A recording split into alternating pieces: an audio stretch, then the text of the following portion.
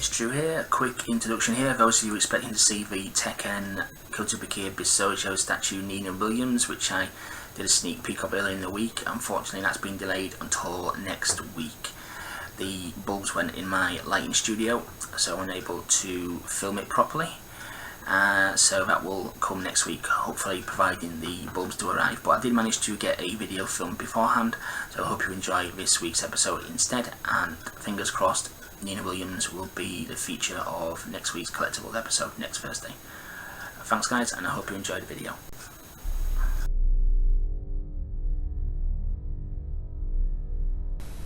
Kara Zor-El, aka Supergirl, first appeared in Action Comics number 252 way back in May of 1959.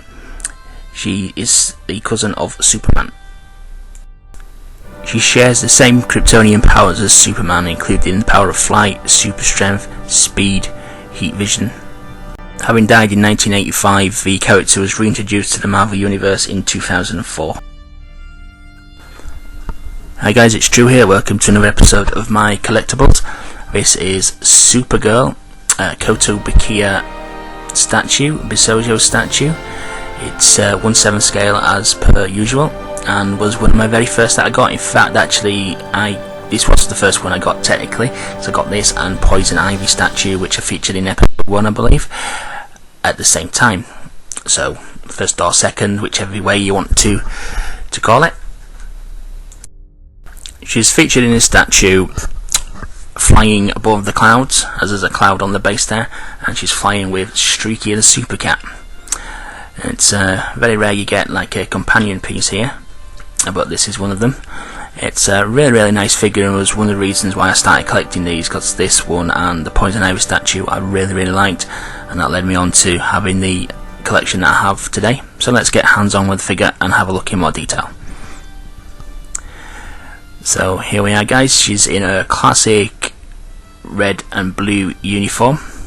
She's got a cropped top, long sleeve top there, which is very close and tight to her. Streaky the Cat shares the same cape as her as well. Now if you have a look at the actual outfit there, it's really nice. There's a lot of light and shade going on there, and you can actually see the contours of her body underneath the suit there, especially on like her elbow joint region. It's just really good how they've actually captured it, and she's like doing a casual glance back, as I think she's like her and Streaky the Cat are actually like playing some kind of game in the clouds.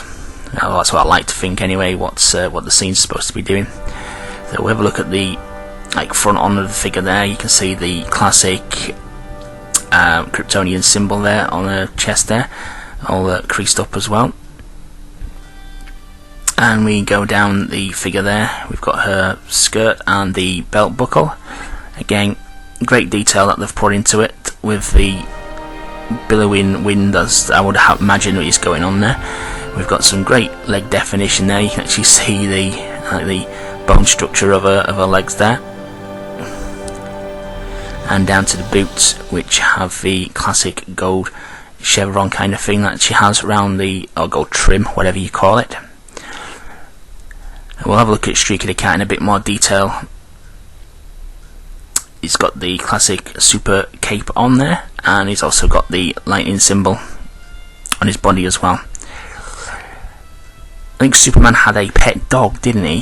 Well, Supergirl's got a pet cat, Streaky the Super Cat, and you can see the cloud there as well. The cloud is very detailed. A bit of a pain in the arse to actually get into the slot. Actually, I had to use the old trick of using petroleum jelly to get it to slide in the slot properly, but it does certainly work, and is a good tip for any of these figures, as they are sometimes a little bit hard to get into their bases. So if we go back up the figure there, you can see more detail of the skirt there, and if you zoom in behind the cape there, which you're not going to see, to be honest with you, the way the figure's displayed, but you can just see the detail they've gone into there, the contours of her back, and again the rippling effect of her skirt and uniform, and also the gold trim that you can see in it as well. I mean, for an area of the figure you ain't going to be able to see. You see some companies cutting corners, but they don't with these ones. So we move up the figure again a little bit further. You can see the gold trim running along the edge of the cape there, and the classic Kotobukiya translucent hair, which they do on a lot of their figures, where the hair becomes more translucent towards the end of the strands. But overall, this is a really nice figure, and like I say, it was one of the figures that attracted me to the series in the first place. So it is really good. So if we have a look now, we'll go back down to the legs and the boots. So just want to show you them from the front on there, and you can see there's a lot of detail going in there. The gold trim, like a V kind of motif. And if we move back up the figure again, you can again see the crease of the skirt and the definition of her muscle there. She hasn't really got a six-pack going on or anything like that, but we all know that Kryptonians have extraordinary strength. So I'll leave you with some stills of the shot, and just to let you know as well, there is a special edition of the character as well, which I do have. Is an evil Supergirl version of the character. It's a San Diego Comic Convention, a limited edition, and is one of the most rare or most expensive figures that there is. Regularly goes for £200 to £300 at a time, but I will bring that to you in a later episode. And I hope you guys enjoyed that, and thank you very much for watching, and hope you tune in next Thursday for another episode of my Collectibles. Thanks a lot.